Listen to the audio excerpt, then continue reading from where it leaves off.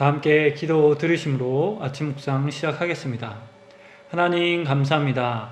나를 그 누구보다 잘 아시는 하나님, 나의 마음과 나의 생각과 나의 소원을 누구보다 더 잘 아셔서 잘못된 것은 돌이키게 하시고 온전한 것에는 열정과 지혜를 주셔서 포기하지 않게 하시는 하나님, 그 하나님을 오늘도 기억하며 이 시간 경건의 시간을 갖습니다.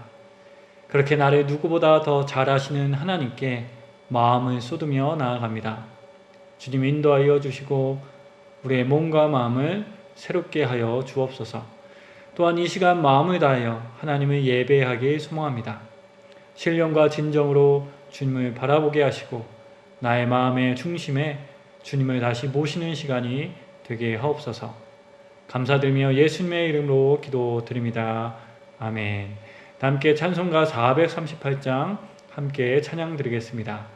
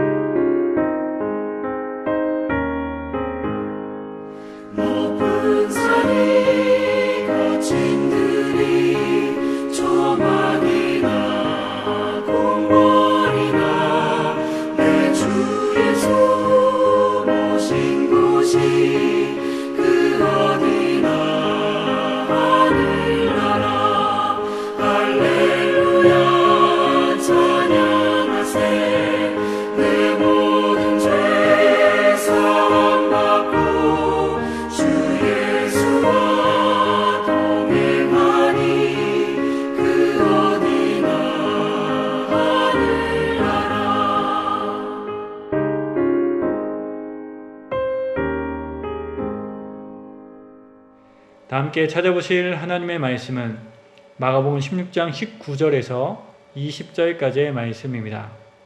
마가복음 16장 19절에서 20절까지의 말씀 다 찾으신 줄 알고 받들어 봉독하겠습니다. 주 예수께서 말씀을 마치신 후 하늘로 올려지사 하나님 우편에 앉으시니라. 제자들이 나가 두루 전파할세 주께서 함께 역사하사 그 따르는 표적으로 말씀을 확실히 증언하시니라. 아멘.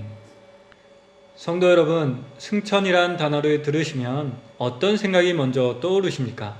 저는 예전에 승천이란 단어를 들었을 때 가장 먼저 떠올렸던 것이 하늘로 올라가심이었습니다. 그리고 그 다음에 떠올렸던 것이 다 이루시고 다시 오실 때까지 떠나가심이었습니다.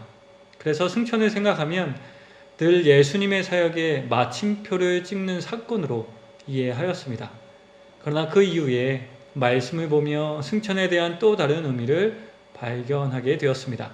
그래서 오늘 함께 승천에 담긴 의미를 19절, 20절 말씀을 통해서 묵상하고자 합니다. 성도 여러분, 오늘 말씀을 통해서 우리는 승천이 가리키는 것이 무엇인지 알게 됩니다. 19절을 통해서 알게 되는데요. 19절에 이렇게 기록되어 있습니다. 하늘에 올려지사 하나님 우편에 앉으시니라. 그렇습니다. 승천은 예수님께서 하나님의 우편에 앉으신 것을 의미합니다. 그리고 이것은 곧 예수님께서 하늘 보좌에 앉으셔서 만유의 주가 되셨다는 것을 의미합니다.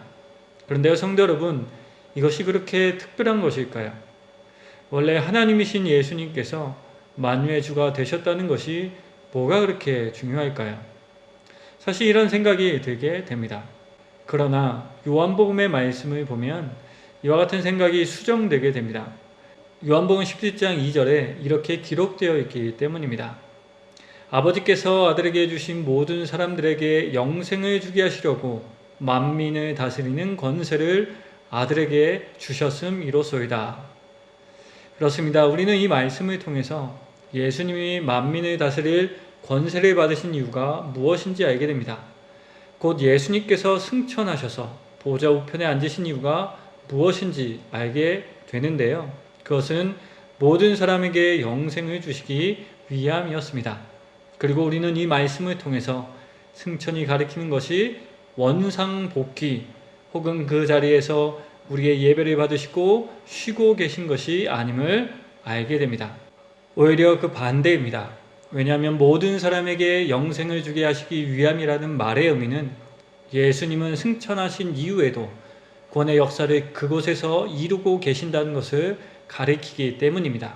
곧 성육신하셔서 행하셨던 그 사역을 지금도 하나님의 우편에 앉아 계셔서 하고 계심을 가리키기 때문입니다. 하나님과 우리 사이의 중재자 되셔서 믿는 모든 사람들에게 영생을 주시기 위하여 일하시고 계신 것을 의미하기 때문입니다. 성육신 하셨을 때에는 육신의 몸을 입고 오셔서 시공간의 제약을 받으셔야 했습니다. 그래서 그 사역도 한정될 수밖에 없었습니다. 그러나 승천하신 이후, 만유의 주가 되신 그 이후 예수님은 시공간을 초월하셔서 영생을 주시기 위하여 역사하고 계십니다. 그렇습니다. 성도 여러분, 이것을 통해서 우리가 알게 되는 것은 승천이라는 사건은 예수님의 사역에 마침표를 찍는 사건이 아니라는 것입니다. 마침표가 아니라 또 다른 시작입니다. 그 사역의 더욱 확장됨의 시작을 보여주는 사건이기 때문에 그렇습니다. 그런데 여기서 우리는 또 한 가지 흥미로운 점을 발견하게 됩니다. 바로 예수님께서 승천하셔서 구원의 사역을 더욱 본격적으로 시작하시자 제자들도 새로운 삶으로 나아가게 되었다는 것입니다. 그것을 우리는 오늘 말씀 20절에서 발견하게 됩니다. 하늘로 올려지사 하나님 우편에 앉으시니라. 제자들이 나가 두루 전파할세 주께서 우리와 함께하사. 말씀을 보시면 예수님께서 승천하시는 것을 목격한 제자들의 삶에 새로운 것이 시작된 것을 보게 됩니다. 그것을 한 단어를 통해서 더 분명하게 알게 되는데요. 그것이 주라는 단어입니다. 좀 이상하시죠? 예수님을 주라 부르는 것이 그렇게까지 주목해야 할 일인가 라고 생각하실 수 있을 것 같습니다. 그런데요, 이것은 너무나도 중요합니다. 왜냐하면 예수님을 주라 고백하는 구절이 16장 전체의 말씀에서 이 두 구절에서만 나타나기 때문입니다. 곧 제자들은 부활하심과 승천하심을 본 이후에 더 분명하게 예수님을 주라 고백하게 되었습니다. 물론 이전의 베드로의 고백에서도 예수님을 주라고 고백하는 장면이 나오긴 하지만 모든 제자들의 입을 통해서 더 분명하게 주라 고백하게 된 것은 부활 후 승천하신 예수님을 본 이후이었습니다. 그렇습니다. 성도 여러분, 승천하신 예수님은 예수님을 주, 곧 그리스도라 믿게 하시는 역사를 계속하고 계십니다. 그리고 그 역사를 통하여 예수님을 주라 고백한 사람의 삶에 새로운 일을 시작하게 하십니다. 이것을 사도 바울께서도 말씀하셨는데요. 빌립보서 2장 8절에서 10절을 보시면 예수님의 만유의 주되심, 곧 승천하심으로 인하여 나타나게 되는 역사에 대해서 이렇게 말씀해 주셨습니다. 제가 그 중에서 10절 말씀을 읽겠습니다. 모든 입으로 예수 그리스도를 주라 시인하여 하나님 아버지께 영광을 돌리게 하셨느니라. 그렇습니다. 성도 여러분, 승천하시면 마침표가 아니라 또 다른 시작이었습니다. 보다 더 확장된 구원의 역사의 시작이었습니다. 그리고 그 사건으로 인하여 예수님을 믿는 사람들의 삶이 새롭게 시작되게 되었습니다. 새로운 일이 그 삶에 시작되게 되었습니다. 왜냐하면 주가 바뀌는 역동적이고 개혁적인 일이 일어났기 때문입니다. 성도 여러분, 저는 오늘 말씀을 묵상하며 복음을 믿는다는 것의 의미를 다시 한번 생각해 보게 되었습니다. 특히 믿음이 마침표일까라는 생각을 하게 되었습니다. 왜냐하면 우리는 종종 믿으면 다 끝이다 라는 느낌을 받기 때문입니다. 믿고 죄사함을 받아 구원을 받고 하나님의 나라를 약속받았기 때문입니다. 그래서요, 예수님을 믿어야 되는 것은 너무나 중요하다는 것은 알지만 믿은 후 어떻게 해야 하나, 무엇을 해야 하나를 생각하면 딱히 떠오르는 것이 없습니다. 그래서 믿음으로 살아가는 것의 의미가 와 닿지 않을 때도 있습니다. 그렇게 복음을 믿는 것을 마침표 찍는 것으로 이해하게 됩니다. 그렇다면 왜 이런 느낌을 받게 될까요? 우리가 믿는 복음의 내용에 죄사함의 은혜만이 강조되고 담겨져 있어서 그런 것은 아닐까요? 물론 우리는 죄사함의 은혜를 믿음으로 받게 됩니다. 그러나 그것만이 우리가 믿는 복음의 전부는 아닙니다. 만약 그렇다면 이 믿음은 믿음 이후에 우리가 어떻게 살아가야 하는지를 전혀 이야기해 주지 않습니다. 이미 다 사함을 받았기 때문입니다. 이미 다 모든 것이 해결되었는데 또 무엇을 해야 하나라는 생각을 하게 만들기 때문입니다. 더 나아가 믿음으로 살아가는 것에 대한 필요성도 그렇게 크게 느껴지지 않습니다. 죄의 문제가 이미 다 해결되었고 하나님의 나라를 이미 상속받았기 때문입니다. 그러나 성도 여러분, 복음에는 죄사함의 은혜만이 담겨져 있지 않습니다. 물론 십자가의 놀라운 대속의 은혜는 생략되면 안 돼 너무나 중요한 복음의 내용입니다. 우리는 그 놀라운 은혜를 믿습니다. 그러나 복음을 믿는 믿음은 십자가뿐만이 아닙니다. 오늘 말씀과 같이 예수 그리스도의 승천하심도 복음의 내용이 있다는 것을 알게 되기 때문입니다. 그리고 그 승천에 담긴 의미가 무엇인지 알게 되었기 때문입니다. 그것이 무엇입니까? 예수님이 영생을 주시기 위하여 역사하신다는 것입니다.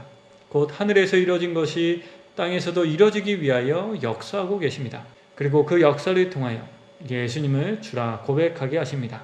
그리고 예수님을 주라 고백하게 하시며 그 삶에 이전과 다른 새로운 것이 시작되게 하십니다. 그렇다면 그 새로운 것이 무엇일까요? 삶에 나타나게 되는 그 새로운 것이 무엇일까요? 설교자는 그 삶을 구체적으로 말씀드릴 수 없습니다. 각자의 삶의 자리와 삶의 맥락은 다 다르기 때문입니다. 그러나 분명한 것 하나가 있습니다. 그것은 예수님이 나의 주님이 되신다는 것입니다. 곧 이제는 아담과 하와와 같이 죄와 사망의 법을 따라 선악과를 따먹으며 하나님과 멀어진 존재로 살아가지 않게 됩니다.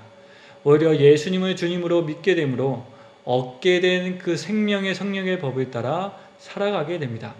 그 구체적인 모습이 예수님의 삶과 가르침 속에 담겨져 있습니다. 또한 갈라디아서 5장 말씀과 로마서 12장에서 16장까지의 말씀에 기록되어 있습니다.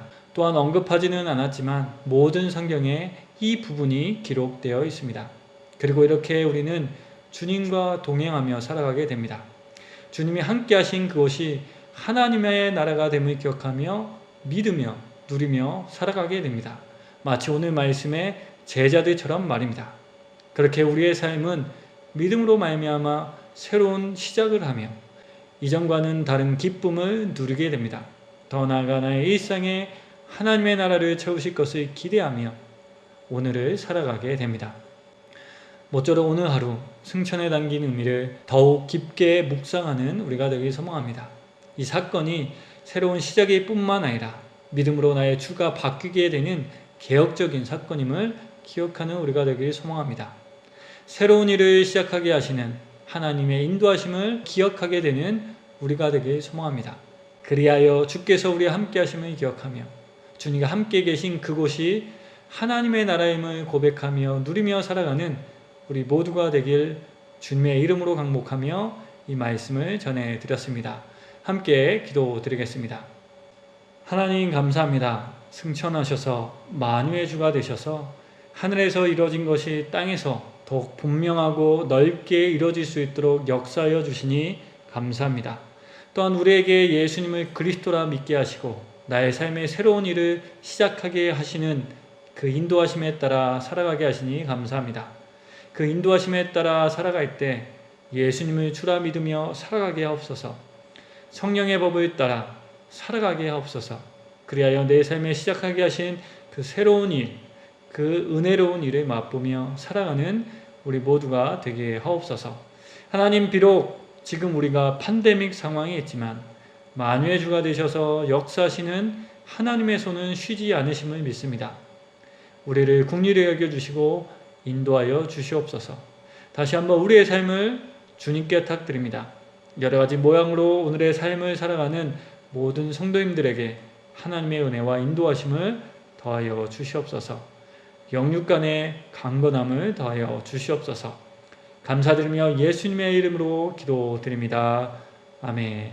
다 함께 주님께서 가르쳐 주신 기도 드리심으로 아침 묵상을 마치겠습니다. 하늘에 계신 우리 아버지, 아버지의 이름을 거룩하게 하시며 아버지의 나라가 오게 하시며 아버지의 뜻이 하늘에서와 같이 땅에서도 이루어지게 하소서. 오늘 우리에게 일용할 양식을 주시고 우리가 우리에게 잘못한 사람을 용서하여 준 것 같이 우리 죄를 용서하여 주시고 우리를 시험에 빠지지 않게 하시고 악에서 구하소서. 나라와 권능과 영광이 영원히 아버지의 것입니다. 아멘.